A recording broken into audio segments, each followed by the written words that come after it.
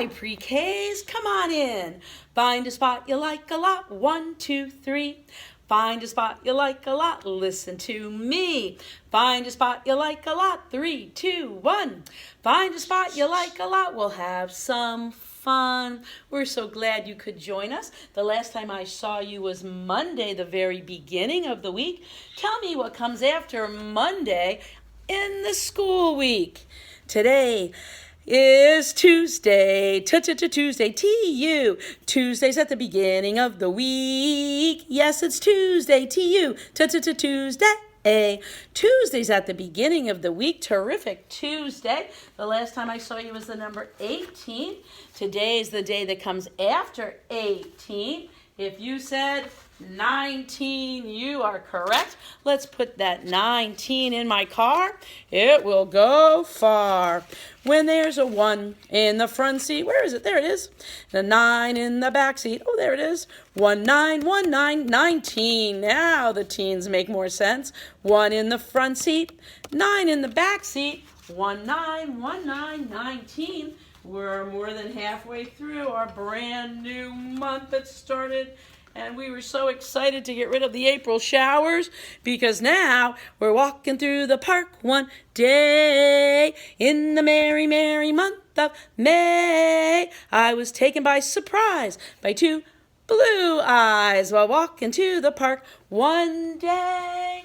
It is the merry, merry month of May. And it's always good to see my Pied Piper friends. Let's find a word family today. We're part of the Pied Piper family. Let's find a word family. Mix 'em up, mix 'em up, mix 'em up, mix 'em up, mix 'em up, mix 'em high, mix 'em low, mix 'em behind my back. Mix 'em, mix 'em, mix 'em, mix 'em up. Mix 'em, mix 'em, mix 'em, mix 'em up. Take a vowel and a consonant, put them together, you've got a family. Take a vowel, a consonant, put them together, you've got a family. It's the IT family. The IT family makes some rhymes in the IT family. There's hit with an H, kit with a K, fit with an F, mit with an M, bit with a B. In the IT family, hit, kit, fit, bit, sit, wit. In the IT family. All right, we're going to be talking more about this flag on Friday for Memorial Day. Stand up, take your right hand, put it on your heart. We're going to say the pledge to our flag. I pledge allegiance to the flag of the United States of America, to the republic for which it stands, one nation under God, indivisible, with liberty and justice for all. We've been singing a lot of those songs about America too. Learn them. Yankee Doodle Dandy today, Grand Old Flag. We have a new song about America every single day. Oh, and let's use our eyes. We know all about our eyes. So look at our 1 to 100 chart. Here it is, 1 to 100. How should we count today? Let's see. Let's go by 5s, I say, because when we start our unit about time, every time we move one number with the big hand, it's going to be 5 minutes. So counting by 5s is going to help us a lot. Start on 5.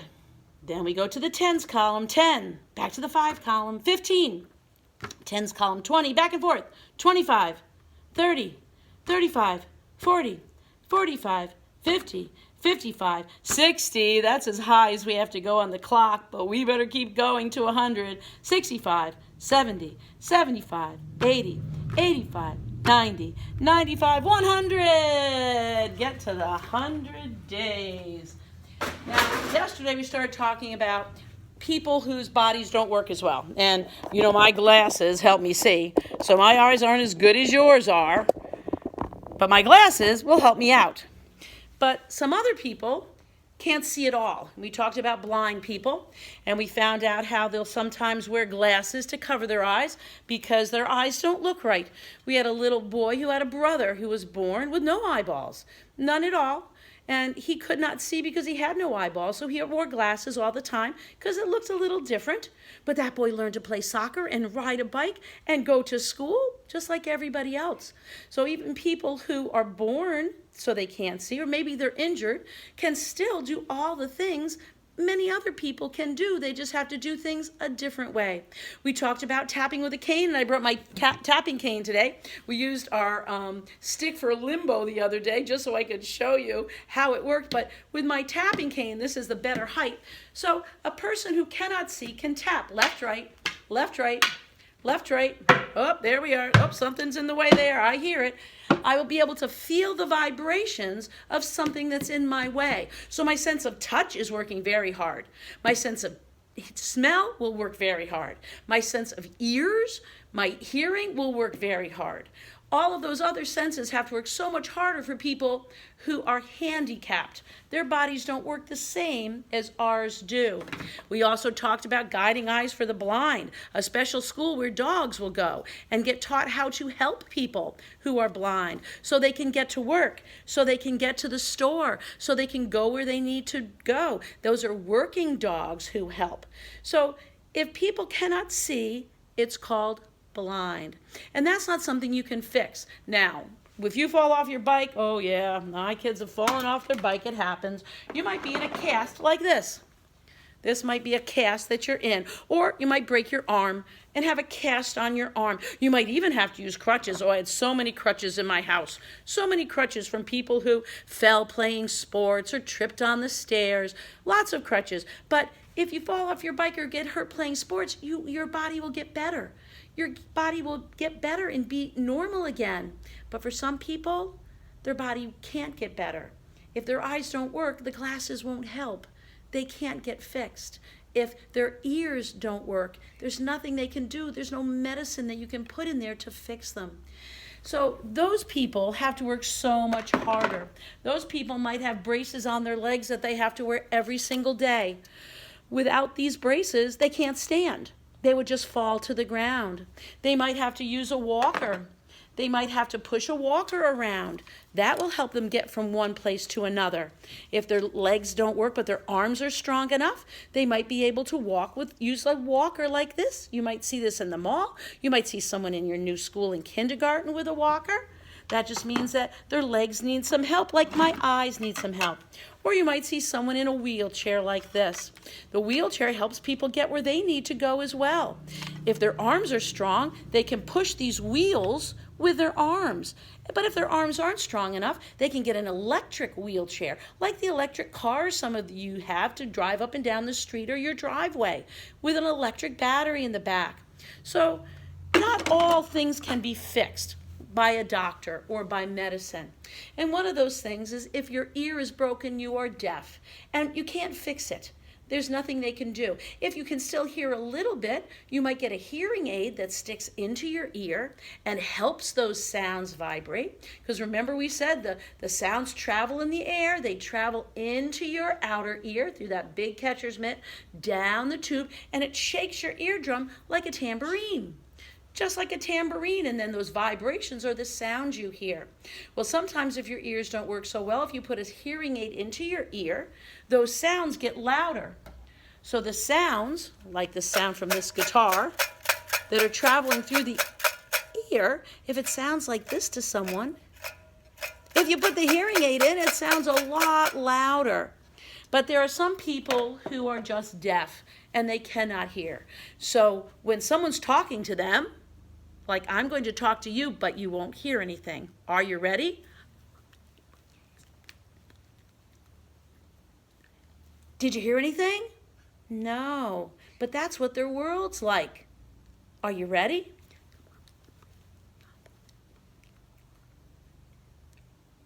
That's what they hear, nothing. But it helps if you're talking to someone who doesn't hear very well or is deaf, if you move your mouth a lot, because then they can read your lips. And that's why I always sign while I sing. Because sometimes when you're listening, you might be looking somewhere else or you might think of something else. So it's a good idea that I use my hands. And that's how deaf people, that's how they communicate. They have people sign to them. Find a spot you like a lot. 1, 2, 3. And that's just like hearing. Sign language is great for people who are deaf. And today's story is about a little girl who is deaf, and it's called I Have a Sister, and my sister is deaf. by Jeannie Whitehouse. Let's find out what happens. I have a sister, and my sister is deaf. Okay, there's some glare there. See if I can fix that. All right, we'll put this down a little bit. All right, maybe that's better. There we go. Okay. A little bit closer so you can read this story with me. I have a sister. My sister is deaf. She is special. There are not many sisters like my sister. My sister can play the piano. She likes the feel of the deep rumbling chords, but you'll never be able to sing. She cannot hear the tune. A little bit more. There we go.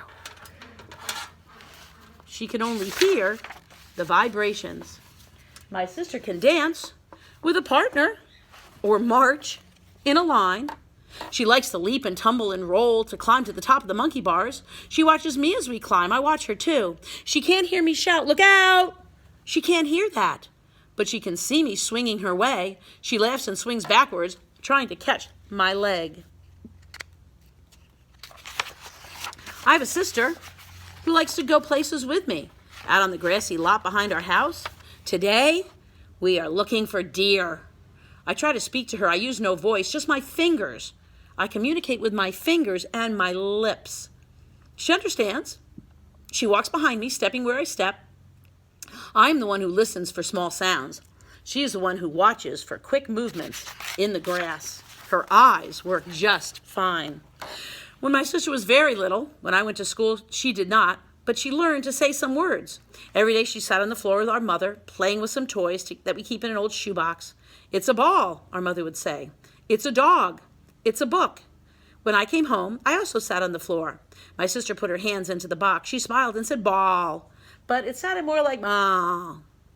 "It's a ball," I repeated, just like my mother did. My sister nodded and smiled. "Ball," she said once more. But it didn't sound like when I said ball because she couldn't hear the correct way to say it. Now my sister has started going to my school, although her mother still helps her speak and lip read at home. The teacher and children don't understand every word she says, like sister or water or thumb. Today the children in her room told me, "Your sister said blue." Well, I heard her say that a long time ago, but they've not lived with my sister for 5 years like I have. My sister is learning too. I understand my sister. My sister understands what I say too, especially if I speak slowly and move my hands a lot. But it's not only my lips and fingers that my sister watches. I wore my sunglasses yesterday. The frames were very large. The lenses were very black. My sister made me take them off when I spoke. What do my brown eyes say to her? Brown eyes. That I'd really rather play ball than play house? That I heard her mother call, but I do not want to go in yet? She reads my eyes as well as my lips.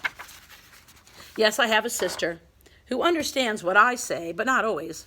Last night I asked, "Where are my pajamas?" She went into the kitchen and brought out a bunch of bananas from the fruit bowl on the table. She thought pajamas was bananas, or bananas was pajamas. My friends ask me about my little sister. They say, "Does it hurt to be deaf?"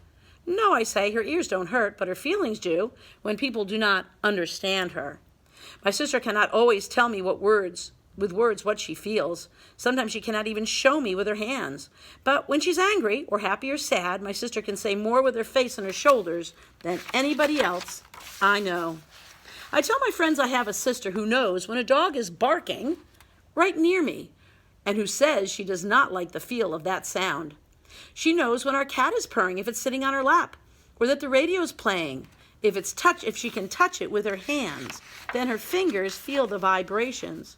But my sister will never know that the telephone is ringing. My sister will never know that someone's knocking on the door.